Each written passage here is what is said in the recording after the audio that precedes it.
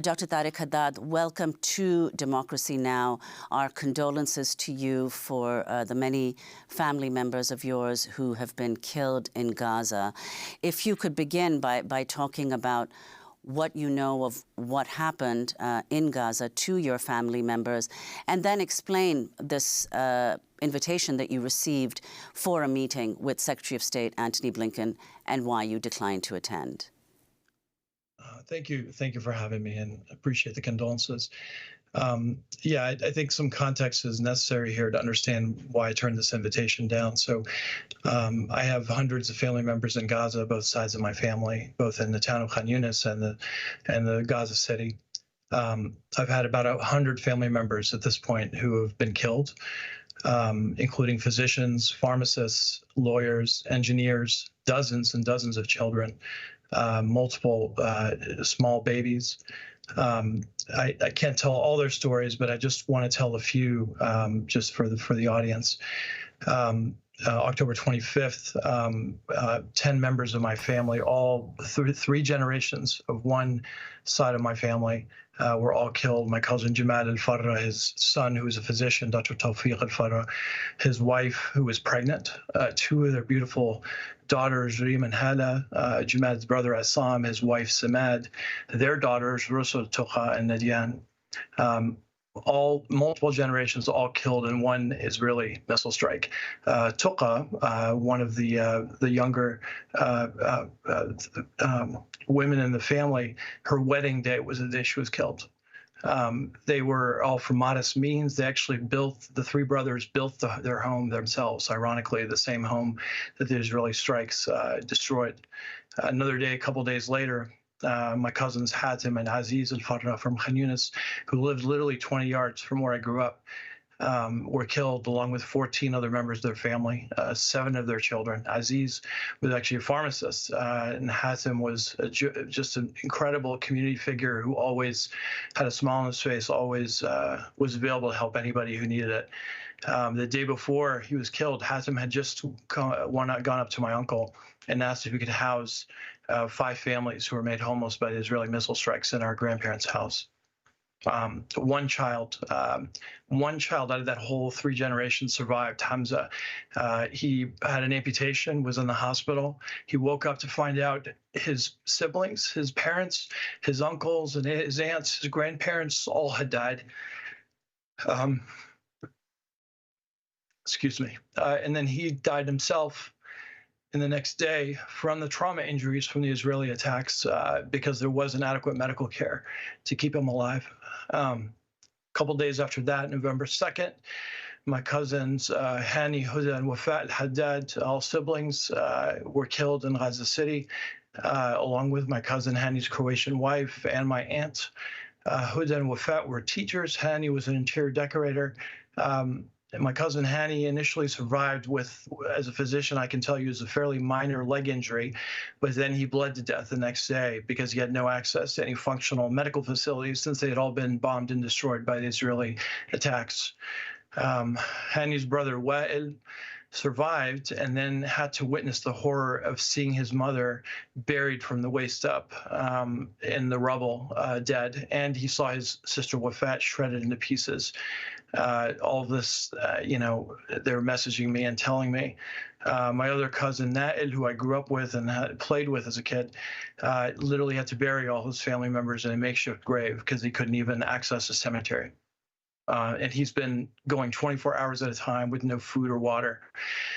Even those in my family who actually fled what was thought to be dangerous areas to safe areas have been targeted. One of my cousins, Samar al-Farra, died in a refugee camp in Rafah around the time she had completed her doctorate for her PhD. And we were about to congratulate her on that doctorate when she was killed. There are family members who've died from a lack of medical care and inability to access medical care. One of my cousins, Abdul Rahim al-Farra, died because he was unable to reach a functional hospital after he was injured. 4 of my family members got killed in an Israeli bombing of their car while they were ironically trying to go to the Gaza European Hospital for shelter. And then a few weeks ago, Sabri al-Farra, one of my cousins, died with 7 of his sons. And then most recently, just a few days ago, a baby in our family, Saber al-Farra, who's 20 days old, froze to death, died from hypothermia in the refugee camp that his family was in. And this is after this 20-year-old just froze to death after 9 of his siblings and his father were murdered by the Israeli military strikes a few weeks before. The people in my family who have not been killed, arguably are suffering a fate worse than death. Hundreds of my family are displaced. Not a single one of them is able to stay in their home. All their homes are either damaged or destroyed. One of my family members had to give birth on the rubble of her home that was destroyed, and did not even have clothes to put on her baby. Famine is common. Every one of my family members has mentioned it. They have no access to clean water. They've had to recycle water because there's no access to clean water, and they've had dysentery and gastrointestinal illnesses.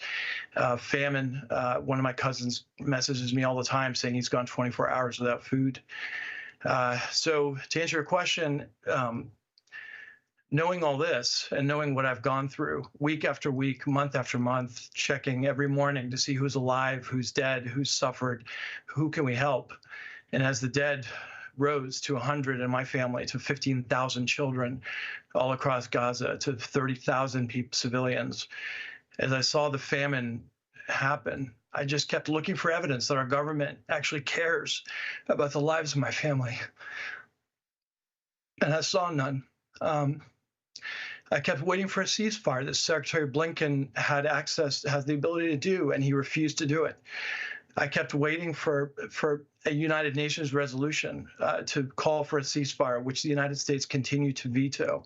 I kept waiting for something, and all I saw was the opposite. I saw our U.S. strategic Middle Eastern military reserve being used to replenish the Israeli ammunitions for this genocide. I saw cruelly just a few days ago the withdrawal of funding for the United Nations that was supplying military assistance to these over 2 million people that are going through famine. So getting back to your original question, I wrote this letter to Secretary Blinken because I wanted him to see me and see Palestinians as human beings, not as some part of political game or some sort of blame game. I wanted him to see us for who we were as human beings, and I wanted him to put himself in my shoes and ask himself if he saw his family getting killed day after day, month after month, as a direct result of the government's policies, and he knew that somebody in that government could have done something to prevent those 100 people from dying, the suffering of the remaining hundreds of people. How could you sit in a room, given 3 minutes to face that person and face them, knowing that that person has been directly responsible for the death of your family and all the suffering that your family has seen, and do so simply as part of a political grandstanding?